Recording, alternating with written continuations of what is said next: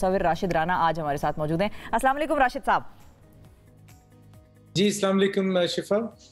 बहुत शुक्रिया राशिद साहब and many congratulations for this amazing job that you have done. मतलब ये 2 दहाइयों का जो सफ़र है, हमारे पास शायद इतना टाइम ना हो लिमिटेड टाइम की वजह से कि हम डिस्कशन कर सकें, लेकिन यह है कि चीदा चीदा आपके करियर के नुकात जो हैं उन पर हम ज़रूर आना चाहेंगे। सबसे पहले तो स्टार्टिंग फ्रॉम द लेटेस्ट, जो आपको बेस्ट एक्सटीरियर डिज़ाइन का अवार्ड मिला है दुबई की तरफ से, उस अवार्ड के बारे में बताइए, क्या सिग्निफिकेंस है उसकी, लोगों को भी ज़रा पता चले कि आपको वहाँ का अवार्ड जो मिला है उसकी अहमियत क्या है एक्चुअली फॉर द आर्टिस्ट्स। जी देखें, मैं आपके तवज्जुद से मैं ये कहना चाहूँगा कि इसमें टीम वर्क शामिल है। मेरी जिम्मेदारी मुझे सौंपी गई थी कि मैं एक्सटीरियर जो उसके बाहर का 2 उसके पहलू है ना, एक तो अंदर एग्जीबिशन है जो नूरजहां बिलग्रामी साहबा ने क्यूरेट की, और एक उसके बाहर की ज़ाहिरी शक्ल है जो मेरे ज़िम्मे था, बिकॉज उसकी वजह से लोगों को अट्रैक्ट करना था और आप बाकी कौमों के साथ आके खड़ा होना था। सो एक जिम्मेदारी थी, बट आई एम फॉर्चुनेट कि वो काम अच्छा हो गया। और इसमें जो अवार्ड जिसका आपने जिक्र किया, बेस्ट एक्सटीरियर कंपनी है जी, वो best pavilion for exterior, best pavilion award for the exterior. ये हमारे लिए बड़े एक एजाज़ की बात है, सिर्फ मेरे लिए नहीं, मैं कौम को इसमें मुबारकबाद देना चाहता हूँ, क्योंकि हमारी मुल्क की जो परसेप्शन है वो कुछ 2 दहाइयों से सिंस 9/11 कुछ अच्छी नहीं रही है। और लेकिन हकीकत असल में कुछ और है। हम एक 7000 साल पुरानी सिविलाइजेशन है, हमारे यहाँ पे इतनी सारी इंडिविजुअल अचीवमेंट्स हैं। सो आई थिंक इसलिए अवाम को पसंद आया ये प्रोजेक्ट, जो सबसे बड़ा अवार्ड है। ये अवार्ड में मिला, अच्छी बात है, लेकिन जो द फैक्ट दैट अवामुन्नास ने इसको पसंद किया, मेरे लिए सबसे बड़ा अवार्ड वो है, क्योंकि उनको ये लगा कि हमें सही रिप्रेजेंट किया जा रहा है, हम किसी कौम से कम नहीं हैं। उन जब सफ़ों में खड़े होते हैं वहाँ पे, और जस्ट बिकॉज हम इस वक्त में तरक्की पजीर मुल्क हैं, इसका ये मतलब नहीं है कि हमारे पास सोच और आइडियाज़ नहीं हैं। तो आई थिंक ये सबसे बड़ा मेरे लिए अवार्ड है कि अवाम को ये पसंद आया। बिल्कुल सही।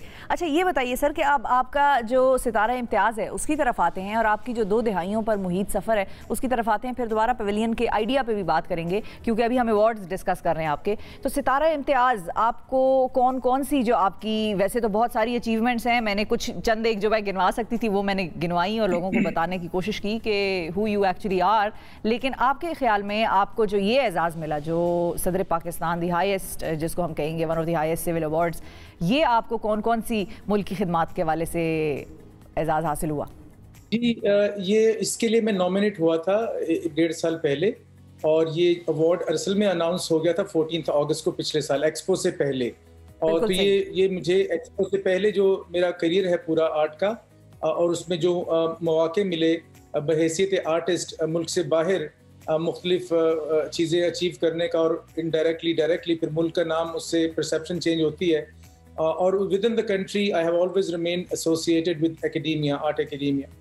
सो मेरा खसूसन जो बुनियाद रखी गई नॉट फॉर प्रॉफिट ऑर्गेनाइजेशन है, Beacon House National University BNU के नाम से जानी जाती है, उसकी जो आर्ट स्कूल है उसकी बुनियाद रखने में मुझे मौका मिला, और अब मैं उसको हेड करता हूँ। तो मेरे जो आर्ट एजुकेशन में और जो मेरा अपना काम है उसके अंदर मुझे मौका मिला, टूल्स ऑफ न्यू मीडिया है जो ना, वो मैंने इंट्रोड्यूस करवाए। I'm one of those people who introduce tools of new media in art। जैसे मेरे जो काम है वो रवायती मीडियम्स के साथ नहीं है, मैं उसमें टेक्नोलॉजी का, कंप्यूटर का, डिजिटल मीन्स का इस्तेमाल करता हूँ, और उसको कुछ मौका भी मिला इसको इन पॉसिबिलिटीज़ को ओपन करने का स्टूडेंट्स के लिए। तो ये इस सदी के शुरू में जो एक ये नए कुछ ट्रेंड्स करने में मुझे जो कुछ मौका मिला अपना कॉन्ट्रीब्यूशन देने का, वो सबसे बड़ी वजह बनी इस अवार्ड की जो 23 मार्च को मुझे मिला।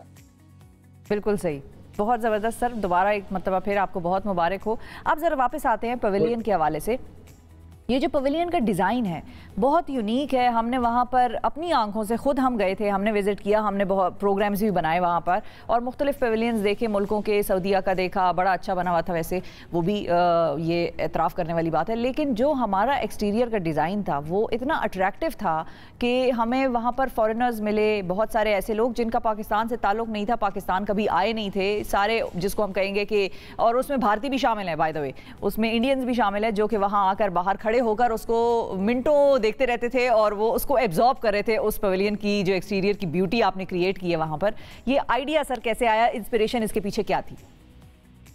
जी, इंस्पिरेशन इसकी जो है ना, पाकिस्तान की जो डाइवर्सिटी है ना, वो बड़ी सीधा सीधा वो इसकी सबसे बड़ी इंस्पिरेशन बने। हमारा जो हम एक बहुत ही मतलब उस डाइवर्स किस्म का जगह है, टेरिटरी है, geographically, climatically, culturally, ethnically, rashly, और in terms of school of thoughts और रिलीजन और फेथ, और तो वो जो जो जो इसकी जो डाइवर्सिटी है हमारे इस रीजन की, हमारे मुल्क की, उसको हमें एक्नॉलेज करना चाहिए, उसको हमें एक्सेप्ट करना चाहिए, उसको हमें सेलिब्रेट करना चाहिए, बिकॉज उसकी सेलिब्रेशन और एक्नॉलेजमेंट ही असल में यूनिटी की बुनियाद है। जो मुत्तहिद होना है वो किसी एक सबको एक वन जैकेट फिट्स ऑल करके या एक डंडे से हाँक के नहीं हो सकता है। उन अकाइयों को जो सारी इस मुल्क में बसती हैं, जो स्कूल ऑफ थॉट्स हैं, जो तरह तरह के एथनिसिटीज़ हैं, उन सबको अगर हम एक्नॉलेज करें और चेरिश करें, उसको बल्कि सेलिब्रेट करें, तो वो यूनिटी की और मुत्तहिद होने की बुनियाद बन जाती है। तो ख़ासतौर पे आज कल का जो जिस तरह का मौसम चल रहा है पाकिस्तान में सियासी तौर पे, गर्मा गर्मी, आई वुड लाइक टू से, जी गर्मा गर्मी, आई वुड लाइक टू से कि जो इस काम के थ्रू ये काम खुद ये एक मैसेज कैरी करता है कि हमें हमारा आगे बढ़ना जो है ना, और हमारा आगे बढ़ना मुत्तहिद तरीके से, वो मुफाहमत के अंदर है, वो रिकन्सिलिएशन के अंदर है, तसादुम के अंदर नहीं। एब्सोल्युटली, बिल्कुल।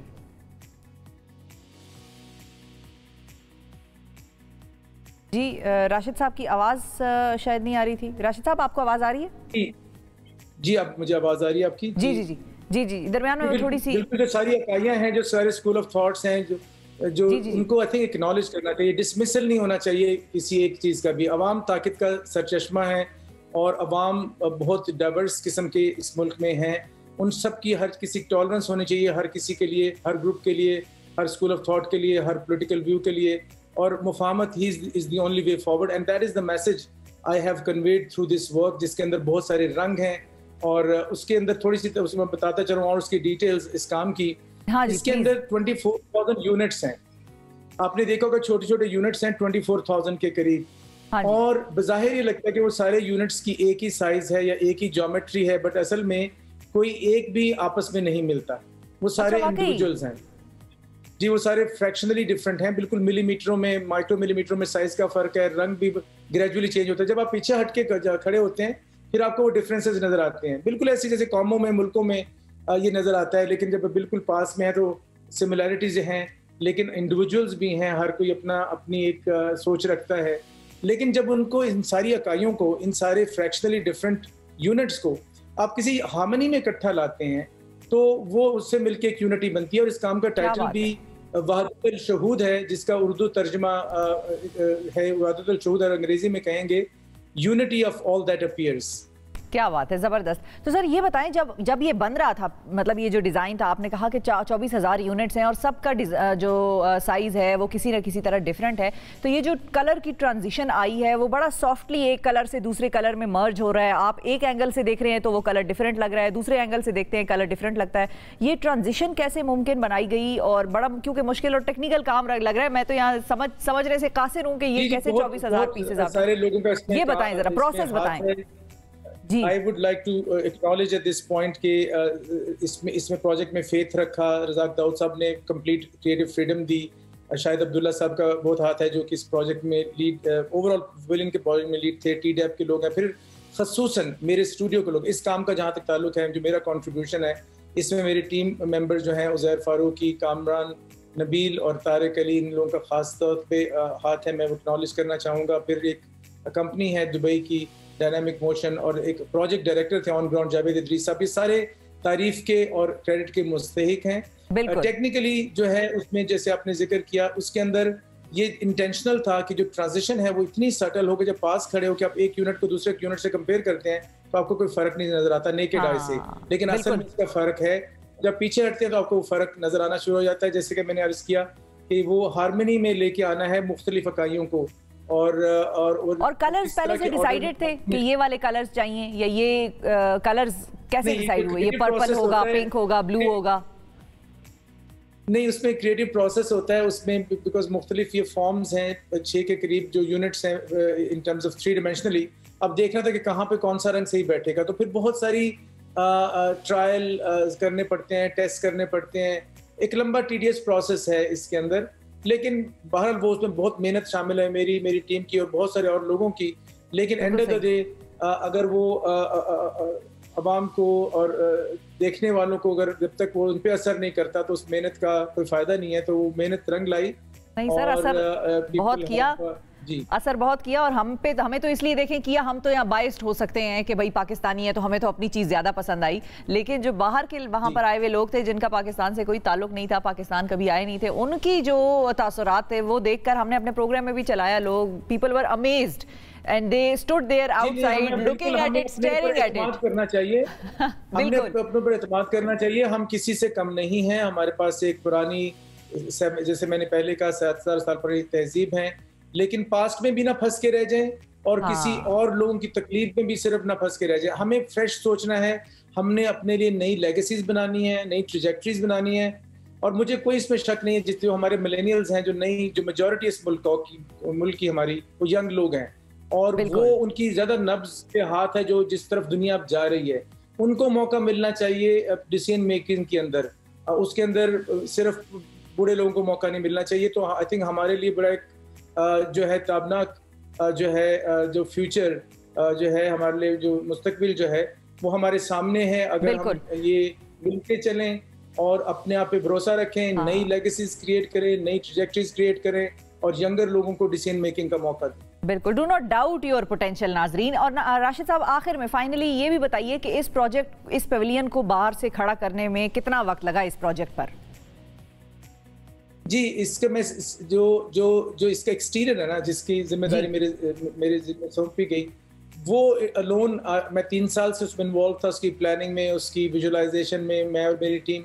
लेकिन उसमें चैलेंजेस थे for the project to be actually given a go ahead for its actual fabrication. जो असल में उसकी कंस्ट्रक्शन थी और वो जो गो अहेड था वो मुख्तलिफ वजूहात की बिना पे वो काफ़ी डिले हुआ और सिर्फ आखिरी 3.5 महीने में ये मुमकिन हुआ ये प्रोजेक्ट, जिसमें ऑन ग्राउंड मैंने कहा ना, जावेद इदरीस साहब प्रोजेक्ट मैनेजर और फिर TDAP है और मुख्तलिफ कंपनीज हैं, उन सब ने बहुत उसमें साथ दिया और ये नामुमकिन को हमने तकरीबन मुमकिन किया आखिरी 3.5 महीने में। जो एक्सटीरियर का एलिमेंट जो बज़ाहिर जो असल में सबको नजर आ रहा है। बहुत शुक्रिया अदा करेंगे और एक मरतबा फिर आपको भी और पूरी कौम को मुबारक हो कि हमारे दरमियान ऐसे ज़बरदस्त हीरे और जिनको हम कहते हैं नगीने मौजूद हैं, जो कि जब चमकते हैं तो पूरी कौम को अपनी रोशनी से रोशन करते हैं। और ये बात ज़रूर है कि अपने पोटेंशियल को डाउट मत करें। Pakistan is full of surprises. सिर्फ थोड़ी सी डायरेक्शन की और थोड़ी सी पॉलिश करने की, इन हीरों को तराशने की ज़रूरत है और फिर आप देखें कि ये वंडर्स दिखाएंगे, हमें मौजज़े दिखाएंगे।